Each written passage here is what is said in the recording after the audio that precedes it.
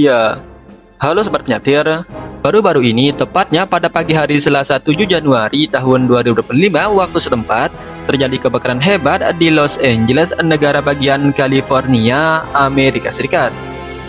Kebakaran tersebut terjadi di beberapa wilayah penting yang terus meluas. Di antaranya kebakaran di wilayah Palisades, kebakaran di Kenneth, kebakaran di Eaton, dan kebakaran di Hearst. Dengan total area mencakup 36.000 hektar dan terus meluas sampai saat ini. Belum padamkah, Bang? Belum, Tir. Dugaan awal penyebab kebakaran ini karena cuaca kering ditambah angin kencang menjadi penyebab utamanya. Sampai video ini dibuat, diperkirakan lebih dari 12.000 bangunan terlahap habis, 11 korban meninggal dunia, dan sekitar 200.000 masyarakat sipil dilarikan ke pengungsian. Lalu bagaimana caranya dipadamkan, Bang? Ya, disiram dong. Pemadam kebakaran bekerja 24 jam non-stop menggunakan berbagai cara dan upaya baik melalui darat dan udara untuk memadamkan api tersebut. Nah, dan dalam video kali ini, kita akan berfokus bagaimana cara damkar memadamkan api melalui udara. Cairan apa yang digunakan? Dan woi, kenapa itu helikopter curi air di kolam renang saya, Bang? Ikan saya mati, woi.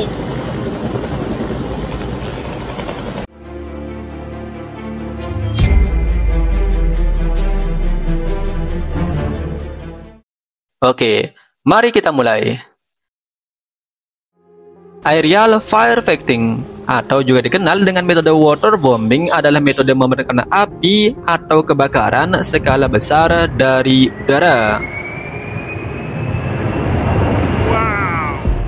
Ya, tentunya menggunakan pesawat terbang, drone, helikopter, dan sebagainya.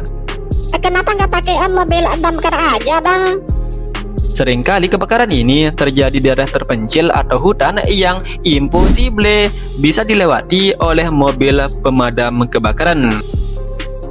Gagasan untuk memadamkan kebakaran lewat udara ini dikembangkan mulai dari tahun 1929 oleh Frederick Carl von Koenig-Warhausen dari Jerman ketika ia terbang di atas pegunungan Santa Lucia di California.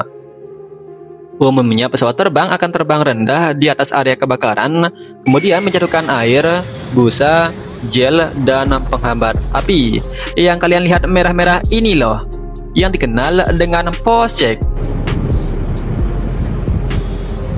Pada pesawat terbang saat tetap, biasanya ia akan membawa tangki air. Tangki ini akan diisi dengan air dan bahan pemadam lainnya di bandara. Kemudian secara cepat akan diterbangkan menuju lokasi kebakaran. Unloading so much.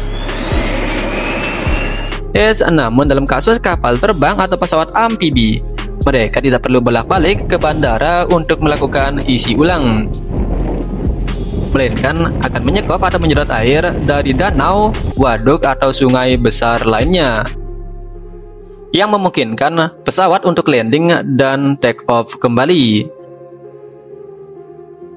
Nah, untuk yang menggunakan helikopter lebih unik lagi ya. Helikopter akan dilengkapi dengan apa yang dikenal sebagai heli bucket, atau sederhananya ember udara yang dapat membuka dan menutup ketika digunakan. Dalam beberapa kasus, helikopter ini akan mencari sumber air terdekat dan terkadang dari kolam renang milik warga sekitar. Kolam aneh, Bang. Nah, baik pesawat terbang, pesawat amfibi, dan helikopter dapat membawa hingga ribuan liter air dalam sekali misinya. Misalnya, yang terbaru ini dan lagi viral di berbagai medsos, pesawat amfibi Kanada berjenis CL-215, CL-415, dan DHC-515 yang dapat menyemprotkan air mencapai masing-masing 4.900, 6.140, dan 7.000 liter air dalam sekali penerbangannya.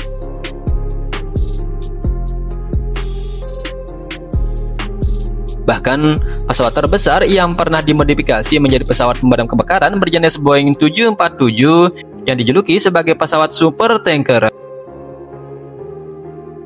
Pesawat tersebut mampu membawa 74.000 liter air atau bahan pemadam lainnya.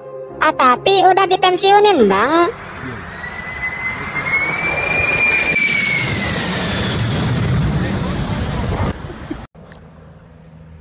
Nah, dan yang menurut penyatir unik adalah pesawat yang ini.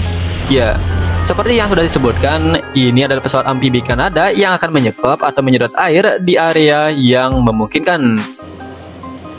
Pesawat ini secara cepat dapat mengisi penuh tangkinya antara 10 hingga 14 detik selama pendaratan. Kemudian terbang secara cepat menuju lokasi kebakaran.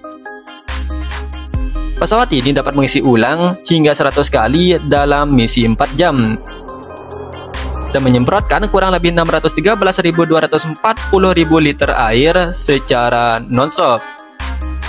Nah, selain itu, mungkin kalian akan mengira bahwa air atau bahan pemadam ini pasti akan langsung ditumpahkan ke sumber apinya.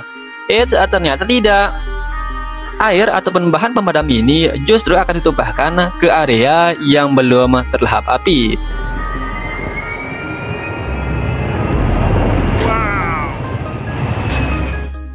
Tentunya, hal ini dilakukan untuk mencegah atau memperluas area terjadinya kebakaran.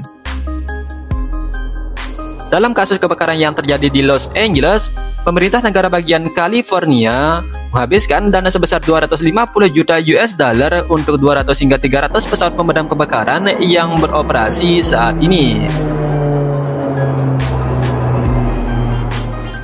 Namun, sampai saat video ini dibuat, kebakaran ini belum kunjung berhasil dipadamkan. Semoga cepat padam ya bang. Semoga Tir.